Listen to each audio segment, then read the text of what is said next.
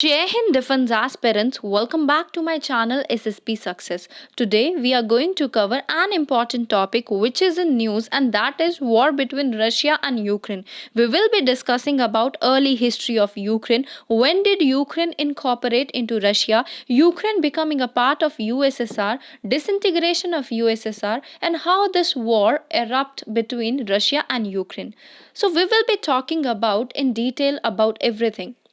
सी basically आपको news का तो पता ही है कि रशिया ने रिकॉग्नाइज किया दो इंडिपेंडेंट रिपब्लिक्स को यूक्रेन से, डोनेत्स्क एंड लुहानस्क। और उसके बाद जो है वॉर शुरू हो गई। देखो अर्ली हिस्ट्री की अगर हम बात करें यूक्रेन की, सो यूक्रेन यूरोप में रशिया के बाद सबसे बड़ी कंट्री है, जो कि यूरोप का सबसे पुअर कंट्री में काउंट होता है। और जो सोवियत यूनियन है उसके डिसइंटीग्रेशन के बाद से यूक्रेन को फ्रीडम मिली, लेकिन रशिया के साथ एक लॉन्ग बॉर्डर होने की वजह से यूक्रेन यूरोपियन यूनियन से नहीं जुड़ पाया।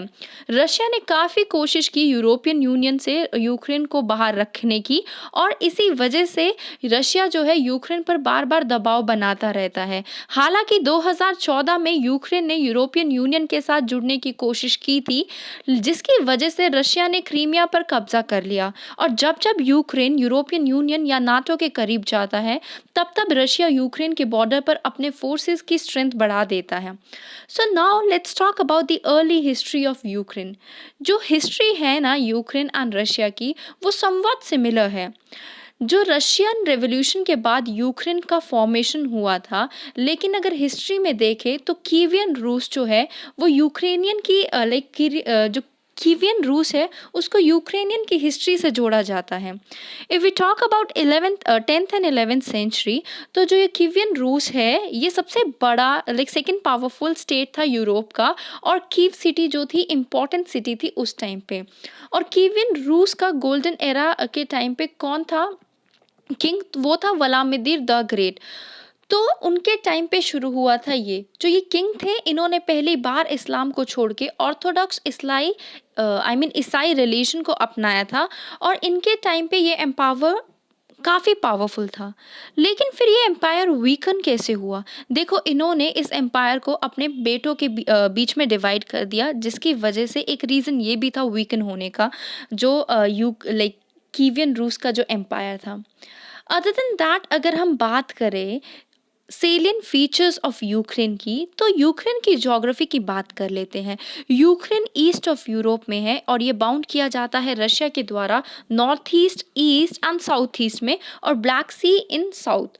अगर साउथ वेस्ट में बात करें, वेस्ट में बात करें, नॉर्थ में बात करें, यूक्रेन अपने बॉर्डर को शेयर करता है एंटी क्लॉकवाइज डायरेक्शन में Moldova, Romania, Hungary, Slovakia, Poland and Belarus के साथ। ये लार्जेस्ट कंट्री है यूरोप में आफ्टर रशिया इटसेल्फ, जिसकी जो एरिया है that is 603,550 square kilometre, and ये 6% ऑफ द कॉन्टिनेंट में काउंट होता है। डेमोग्राफी की बात करें, जुलाई 2021 में यूक्रेन की पॉपुलेशन को एस्टिमेट किया गया था, और वो थी 43.7 मिलियन।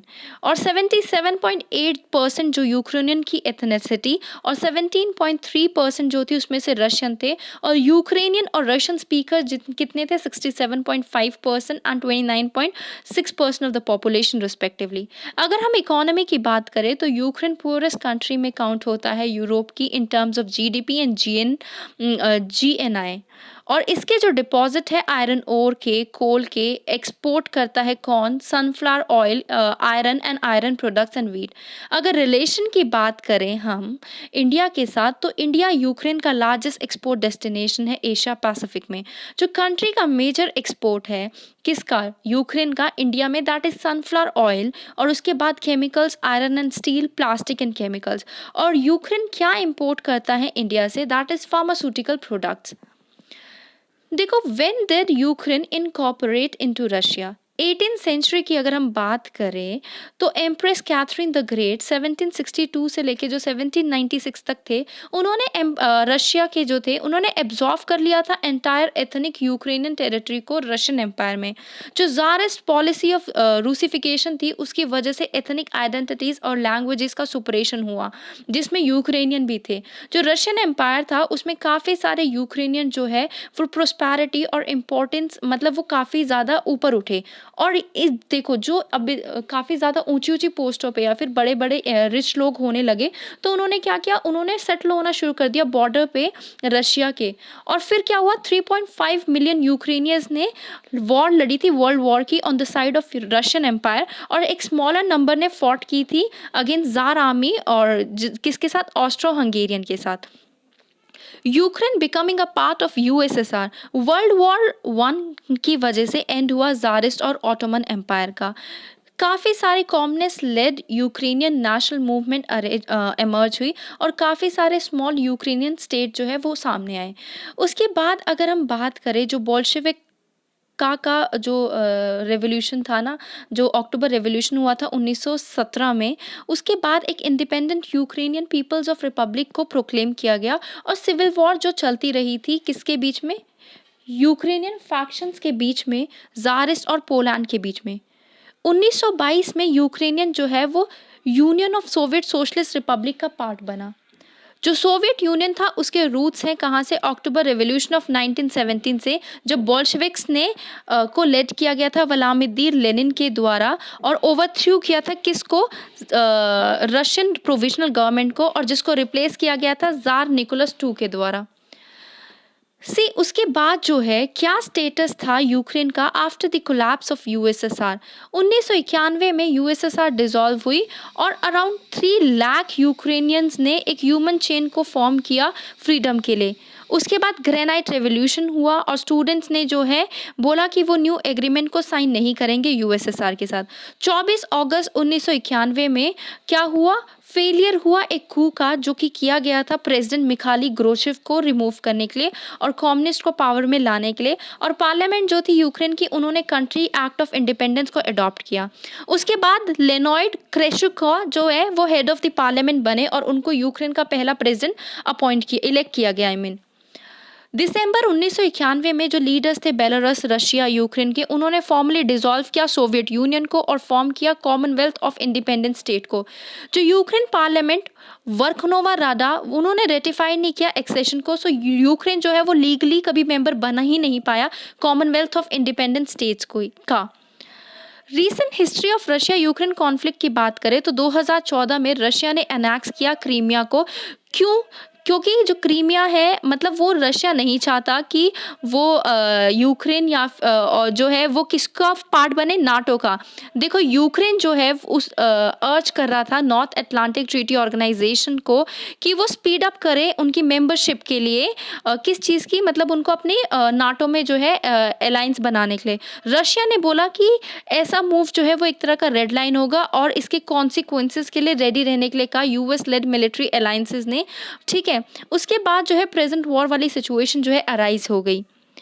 सो गाइस, मैं आपको एक और चीज़ बताती हूँ, इससे इंडिया पे क्या इफेक्ट पड़ेगा यूक्रेन और रशिया की वॉर से।